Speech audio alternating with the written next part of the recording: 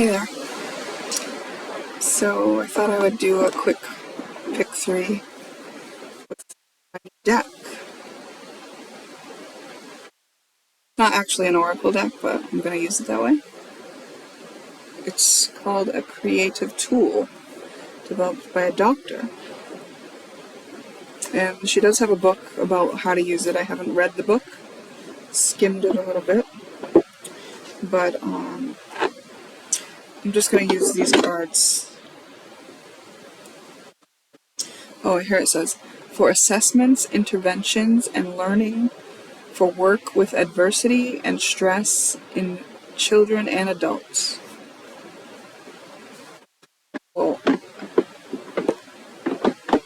I thought it was pretty cool to run across this deck because if you've watched my channel before, you know that I talk a lot about healing trauma. And the reason I talk a lot about healing trauma is because I had a lot of trauma to heal. And basically, like if you've heard about PTSD, trauma is sort of like working the same way you would expect PTSD to be working, right? Like when I first understood PTSD, it was like this diagnosis of like, the example that was given was like a veteran who was traumatized by being in war, getting triggered by hearing a gunshot. And then they would maybe play out a scenario from the war in response to hearing that trigger, that gunshot. And that it was like not their fault because they were out of control. Well, essentially what I've realized is that, everything that we are traumatized by does repeat in a loop. But it's not just traumas. It's also habits, of course. We know habits repeat. But anything that we're looking to learn from. Humans are programmable beings. So we come in here and get programmed with the energy, and then we live it out, and that's what we do. We're learning something about the experience of living life with that energy. I have this one tooth that sticks out more, and it's like standing out to me so much in the last couple videos. Yeah, and the fact that I'm missing teeth, and this one's crooked. It just is what it is, guys. Anyways, I think it's kind of funny because one time I did this little quiz thing, and it asked me to name my favorite animal. And my favorite animal that I came up with was a chipmunk. And my tooth reminds me of a chipmunk.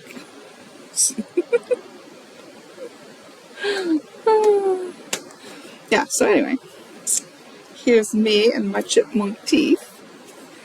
And I am going to do a reading. Essentially, you don't have to be having PTSD or trauma to participate in this reading. Because we're going to use these cards to look for the root cause.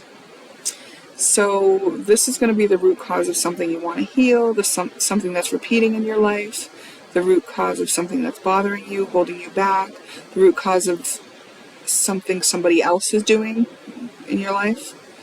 We're looking for the root cause, so you know what that situation is. You can use different piles, different picks, 1, 2, or 3, for different situations. If you feel called to, use your own intuition. This is only information to reflect on. You're not limited by anything I say. But the nice thing about knowing the root cause of something is that when you do balance out the energy to heal it, because healing is just balancing out the energy, which is just understanding the energy. And when you do that, it's very helpful if you have the root cause, because then you can heal it all the way to the root instead of just a layer of it. It's not always time to heal something to the root. Okay? So you're only going to be drawn to this reading when you have something that is relevant to know about the root cause of. Okay? That's how this works. So, I'm gonna just break this deck. Look, it's actually brand new. I just took it out of the packet today, and it's still, oh, you can't tell. You can almost tell there. See, it's like in rainbow order. It's not shuffled. I did not shuffle this deck. I just started cutting it. I'm going to shuffle it now. And obviously this is a very big hunk of cards, so I'm going to be awkward about it. But let me talk to you while I shuffle. I just had this thought about what else I would be doing at this hour, so it's definitely late. I'm definitely exhausted. I had a very long day. But I think, like, by doing this, I'm not trying one of the desserts that I made to bring to the barbecue tomorrow.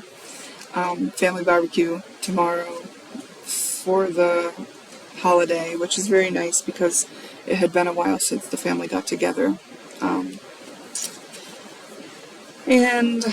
Well, I mean, it hadn't been a while. We just got together last week, but, I mean, before that, it had been a while. COVID kind of hit us hard in that we hadn't been getting together since then. So that's quite a few years to go by, and a lot of drifting that happened. So we're getting back, our tight-knitness back, hopefully, maybe. Possibly. At the very least, we get together tomorrow and enjoy each other's company. And so I challenged myself to make something. A lot of times I'll just bring grapes to a party, because why not? Food of the gods. Grapes are very healthy for you. It's very easy to just buy a package of grapes and wash them. And usually they'll come in a package that you can wash them right in, so the water drains and you bring them to the party. And for several years now, that's the only energy I've had, is to, like, do grapes, you know? But to this time, I have challenged myself to bring actual food. So I'm bringing the stuff for s'mores. That didn't take much. I just had to buy them. And the only reason I really did that is because my granddaughter saw colored marshmallows, which I normally stay away from food dyes. I normally stay away from high fructose corn syrup, all kinds of things. But what the hell?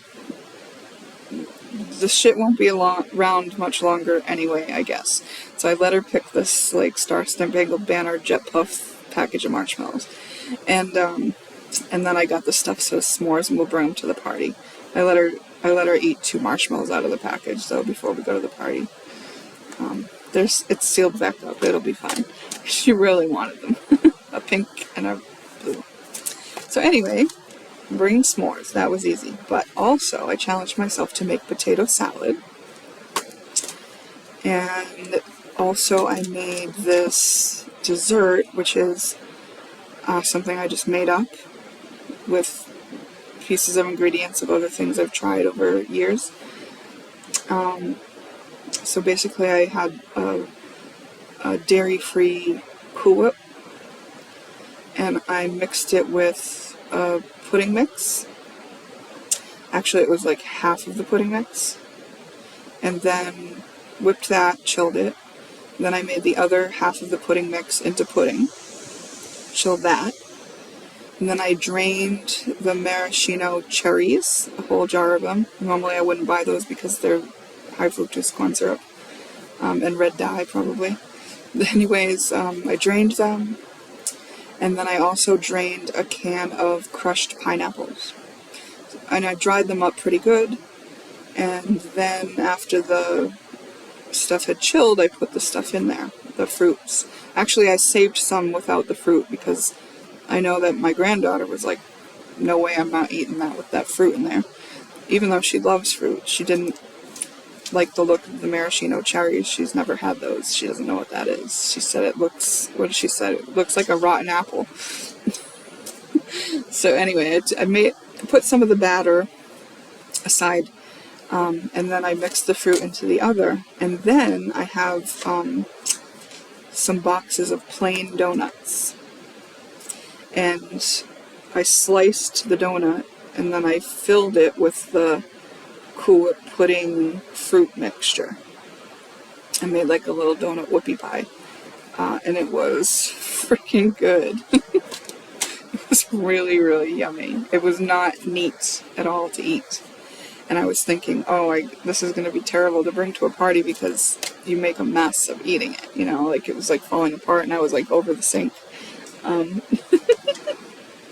Because I actually planned on sharing it with her, but, you know, at that point she was like telling me no way. But anyways, it came out good and I was really glad because it was like just hoping I could put these ingredients together and make something good. And if I wasn't doing this, I would probably be eating another one of those, which I don't want to do. I want to maybe eat one tomorrow. Oh, and I was thinking that there must be another way that I can put it together instead of in a whoopie pie, because if there was like a little cup and everyone got a little cup of the mixture and like dipped the donut in, that would be neater, but I don't have little cups, so it's not really feasible. So it is what it is. I was thinking about making the whoopie pies and stacking them, putting them in a container and bringing them all made, but I think that'll turn into a mess. So I think that's going to be bring the bowl, bring the donuts, have the donuts sliced in the package, like slice them and put them back, and then just like set it up, serve it, maybe like make one on a plate and put it in front so that people understand what is supposed to be done with that. And then the other thing was the potato salad, and I also tried to follow a recipe, but I forgot most of the ingredients at the grocery store. The grocery store was a madhouse today. I made it out alive, and it was like one of 9 stops that I had to make today with my errand running. It was a very long day. Very long. It started at 6 a.m. and yeah. By 11:30 I had made 4 stops and I was just already done, but then I had a whole another day to do. So anyways, when I got home, I was not going back out for the forgotten ingredients of this potato salad. So I just kind of winged it. Winged it? Where is that coming from? I wonder what winged it means. But anyway, it actually came out pretty good. Not bad at all. I used little potatoes, I boiled them whole, then I chopped them up, I kind of soaked them in like the pickle juice. Not really pickle juice. Garden mix? I don't know. Anyway, I ended up not mixing the pickles in with the salad though. I just kind of had the juice on there. I don't know, I didn't like the idea of putting the pickles in because, I don't know. Something just told me not to, I guess, my intuition. and I made this sauce, which was from a recipe that I saw online, which was sour cream, mayonnaise, and mustard. Half a cup of sour cream, 1/4 cup of mayonnaise, and a tablespoon of mustard makes up the mixture. And I just used salt and pepper. Actually, I used a little bit of camp mix, very light camp mix. And it was good. I took maybe 2 or 3 bites before I went and put it in the fridge to chill. So it should be even better tomorrow. So that is the first time I've made stuff for a party in a long time. Oh, and I got some Impossible burgers. So I don't eat meat. I haven't eaten meat for a lot of years now. More than 10. So, last week, for the first time in my life, I had an Impossible burger at Burger King. An Impossible Whopper. And I had to take my son there anyway, so really loved it. It was so delicious. I couldn't believe it. And then I suspected that they put something in there to make you crave it, because I was like, couldn't stop thinking about that. I wanted more. But anyway, they had a package of the Impossible Burgers for $10. That's the cost of just one Impossible Whopper. So I got that, and I'm going to take them to the barbecue tomorrow. So I'll actually be able to eat burgers with everybody else. They're doing a bunch of stuff, but burgers is one of the things. And, because I don't eat meat, I don't usually partake. But it does smell good to me when it's cooking and stuff, so it's not like I'm repulsed or anything. So it'll be nice to be able to have a burger. I'm telling you, I guess I have the card. It took a while. We have a 15-minute intro. But that's just what it is. Okay. Let's start pick number 1.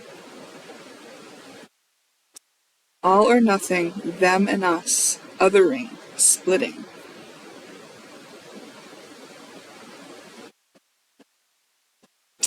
This reminds me of one time I went on a double date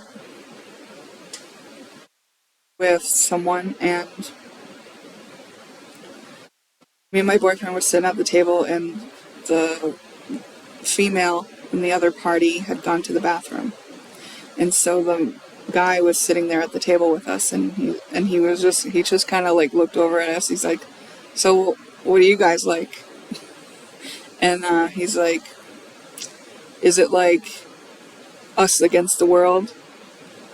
And we were just kind of like taken aback by this question, sort of, and we kind of glanced at each other a little bit, I think, and looked back at him, and he goes, "That's how it is for us."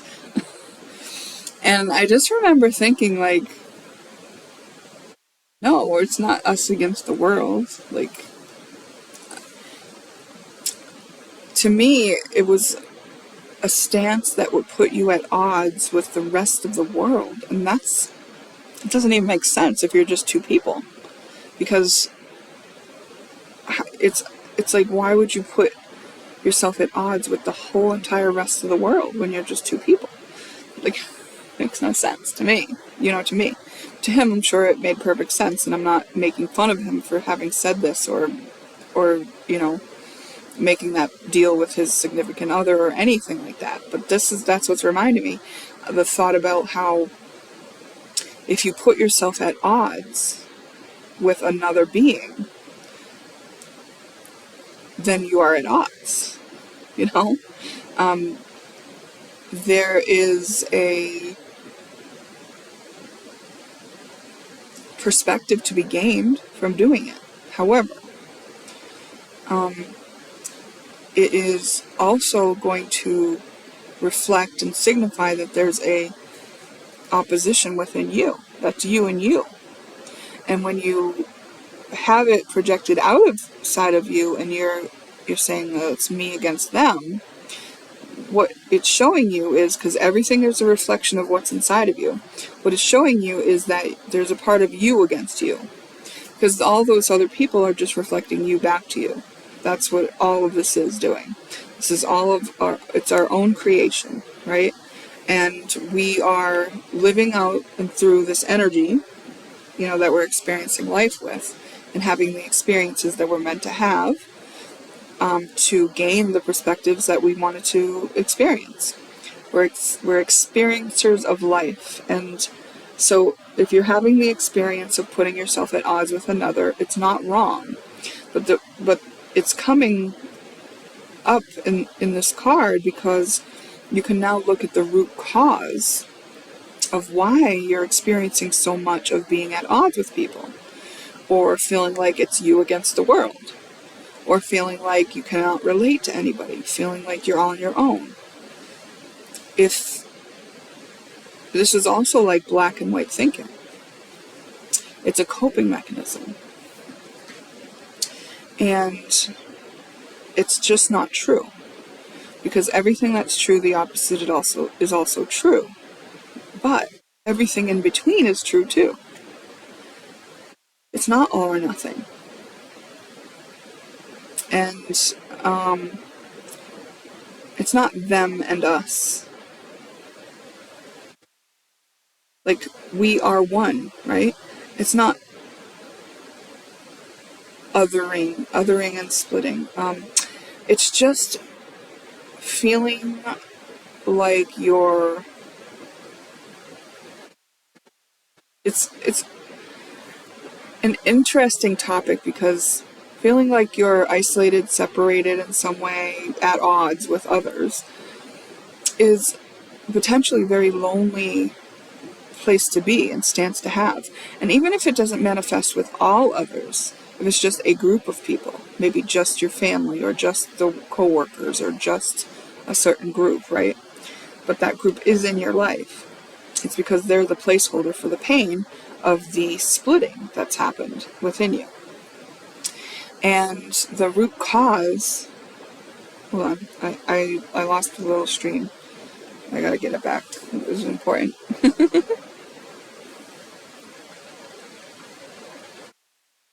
You may not know that the root cause of the being at odds is actually because you were put in a situation where you were at odds with your own self.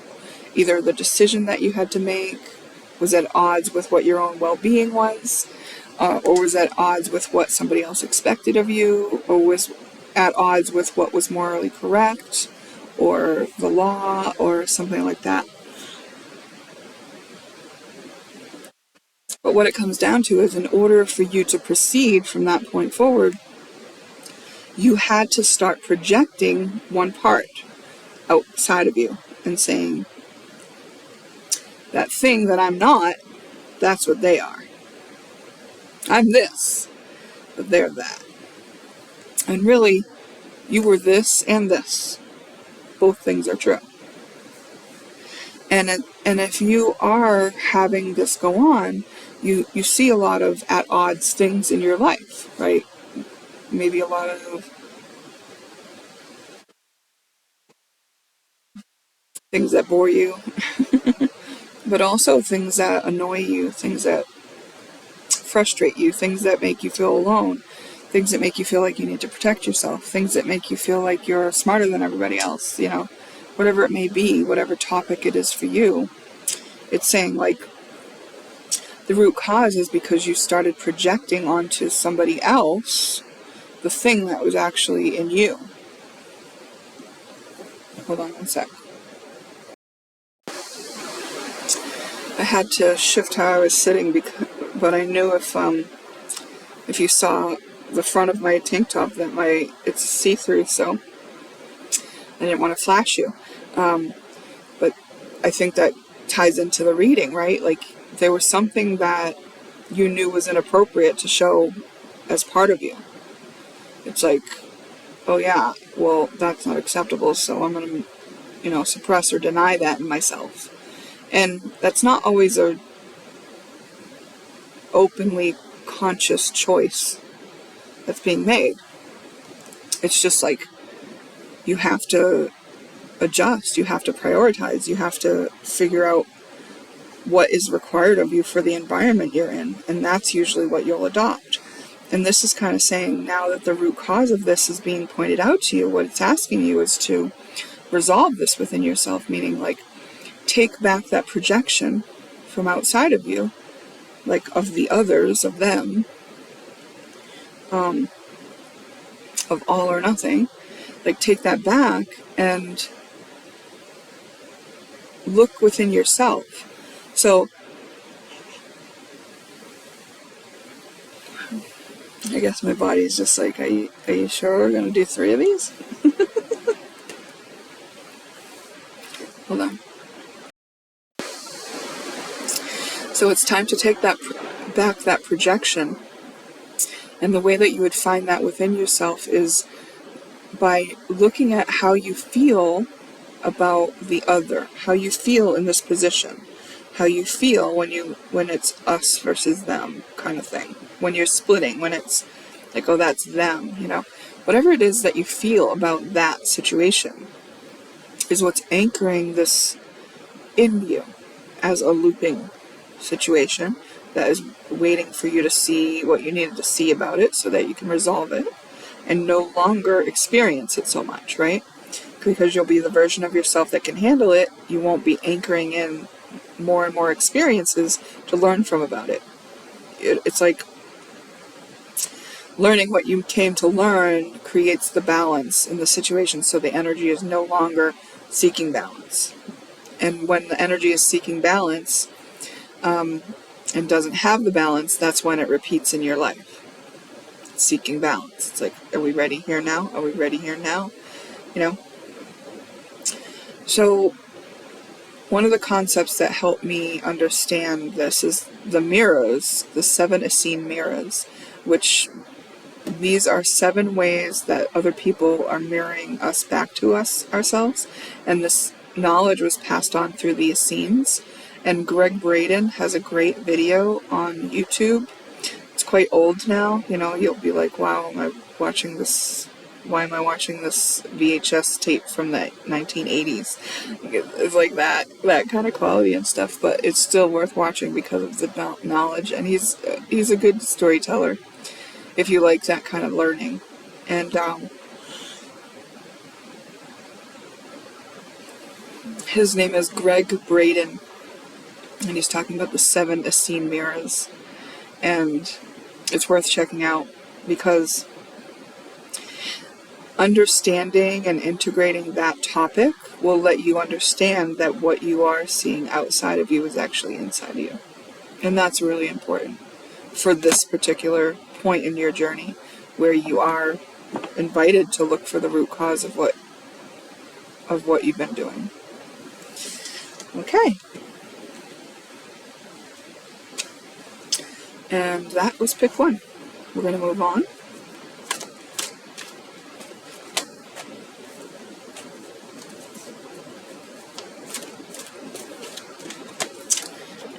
She broke down and let me in. Where I've been down 1 time, been down 2 times, never going back again. She broke down and let me in. Alright, we got one. Pick 2. A book or movie about my life would be called ... and it would be about... Alright, you're being asked to do some self-inquiry. What is at the root? What is at the root of this? The root of this. So there's something that you'll notice when you look at your own roots. Or whatever you are inquiring about, is the answer is in what your book or movie about your life would be about and what it would be called. So take a deep breath.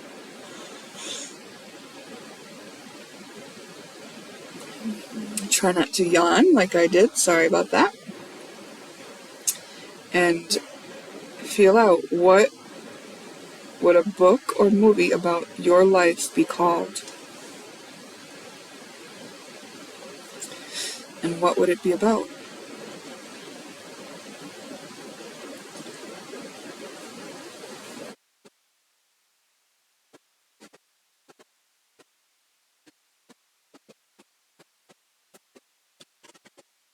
I think generally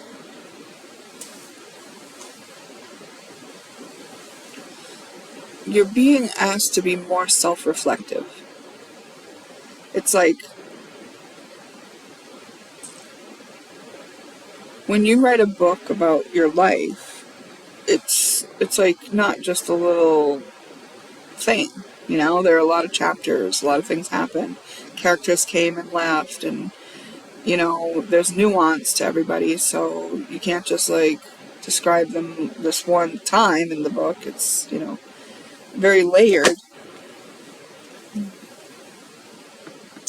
And I feel like saying, like, you may have been cutting out some of that nuance. You may think that your book would be like a children's book, with 20 pages. And this is asking you to look deeper and start reflecting more and start noticing all the nuances and the details. Because when you write a book or have a movie, it's pretty boring without all those things, But when you are traumatized, you can start coping in such a way that you cut those things out. And it's so that you can live in a very shallow level so that your coping mechanisms don't get challenged. And this is asking you to start challenging them. It's saying start reflecting on, why is your life the way it is? Why are you living your life a certain way? Why are you doing that thing that you feel very justified to do? Why have you decided that's part of your personality when it's actually a coping mechanism, and that you'll refuse to notice that it's a coping mechanism because you've decided that it's just who you are? Like, where in your life are you selling yourself short? Where in your life are you not living up to your potential? Where in your life have you been telling yourself that it's this one way, living in a fantasy perhaps even, of telling yourself you're this, and only allowing stimuli and people in your life that will reinforce that, keeping your life pretty small so that nothing challenges that view that you have that is keeping you comfortable. Because you're dependent on an image, portraying an image, right? That goes along with living in a shallow way. Because this is asking you to self-reflect, because when you look inward is where you're going to find your answers. It's like when you take the time to inquire why you're doing what you're doing, it's like getting to know yourself. Whether you're going to find a wound in there, or a principle, or a value, something that's important to you, whatever it is, you are becoming conscious, getting to know yourself. And that is really what this is all about. And when I said that, there was a stream of thought that came in on pile 1 that I lost, and I couldn't regain it, but it just popped in on what it was, and it was the importance of sovereignty. And I would have thought that message pertained more to pile 1, but it actually applies to you as well. And the reason is because if you're living in a very shallow way, that means there are people in your life playing parts in your book or your movie, right? And if you decide to name your life or your movie something that makes you feel or look great, but you don't really feel that on the inside, then you know that you're just trying to project an image. If you're trying to project an image, that means your regulation of yourself and how you feel about yourself and how you treat yourself and others is all dependent on the feedback that they get that reinforces the fantasy that you have or the coping strategy that you have. It's like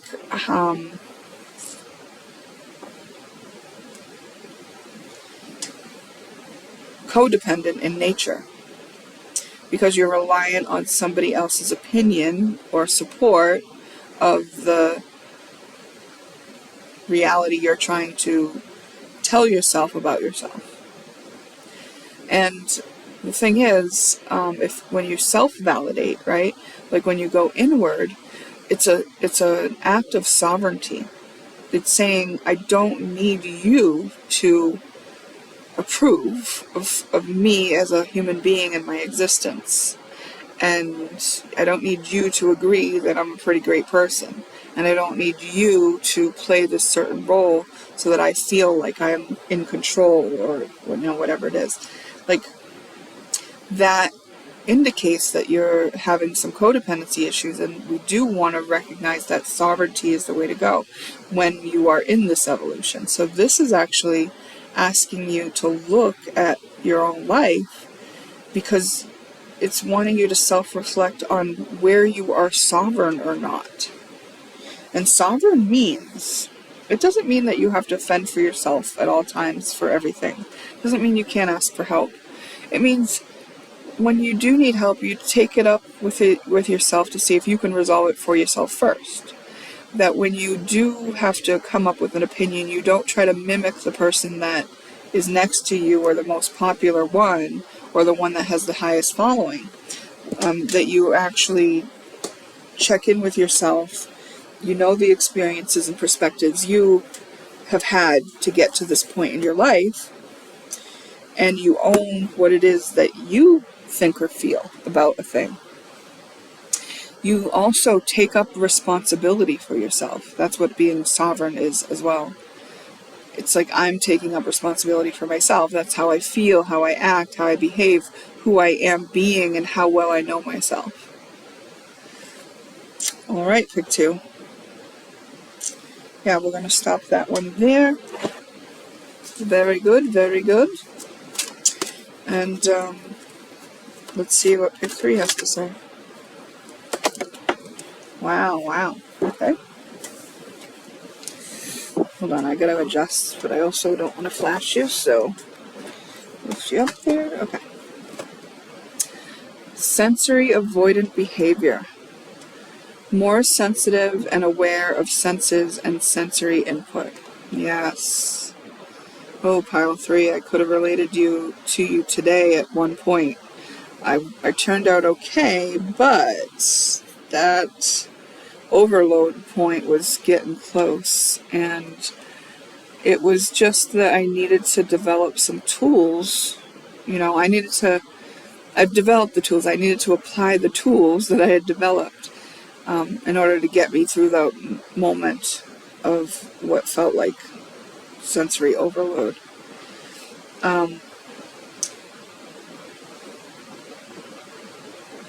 So when we get traumatized, it's because we got overwhelmed and we couldn't process something through. And actually becoming traumatized can also increase our sensitivity, because our coping mechanism can decide that we need to be more hypervigilant to try to avoid that thing. So we need to detect it earlier. Those are some of the coping mechanisms that can form around certain situations, certain traumatizing events. So this is sort of asking you to look at what that root cause is of why you are so sensitive. And it's first of all acknowledging it as a difficult thing, but also acknowledging it as something that has a root cause and therefore can be resolved. It can be resolved. Yeah, so when you become a vessel where these energies can pass through, when you integrate into yourself the parts, the things that you're experiencing, then you are not going to experience the resistance of processing those things anymore. And the resistance of processing those things is actually what doesn't feel good. Not the stimuli. It's the resisting of the amount of stimuli. So, it is overwhelming, and it's sometimes something that you got to dip your toe into and keep trying and sort of strengthen that muscle of having a higher tolerance. That can work for some people. But this is suggesting that it is also rooted in a traumatic experience for you. That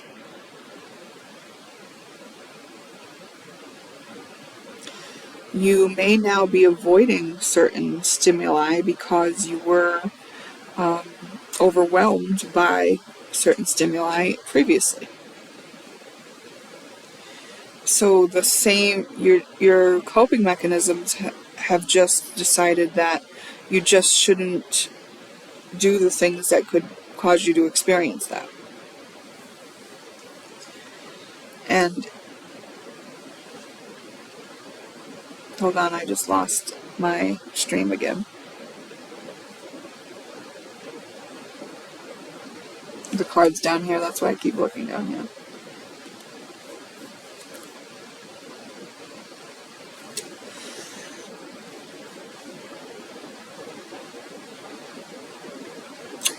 So, yes, if you were taking advice, it might be to,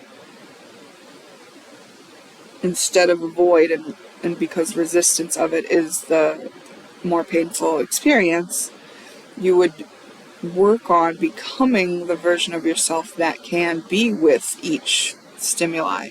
But I would do it by focusing on one at a time and making sure that you can deal with that one. And also not like putting yourself in positions where like there is a lot of stimuli while you're learning your skills, while you're building the tools, while you're remember I misspoke earlier and I said that I needed to develop the tools in order to deal with that, but then I corrected myself because I realized, wait a minute, I do have the tools. And what I was actually didn't realize is I meant that for you. If we were giving advice, it's like saying, instead of avoiding that, what if you become the strengthened version of yourself that can handle it?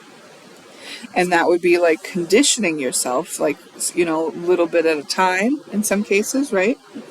Or dealing with the root cause of why you are so sensitive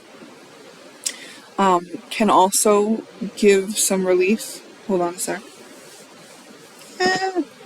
Oh, I just got overstimulated. Yeah, I just got a pain in my body just from sitting in this awkward position right here. And I was like racing to kind of pause you so that I could adjust, and then it went away, and then I just realized, oh, that's part of the message. You're very uncomfortable, and you're like, you're in a panic to get comfortable again. That's what it felt like right then. You're in a panic to get comfortable again. So the easiest thing to do is to avoid it. And this is rooted in a time, early on when you had to do that, when you felt panicked about the overwhelm that you were experiencing in the situation that you were in.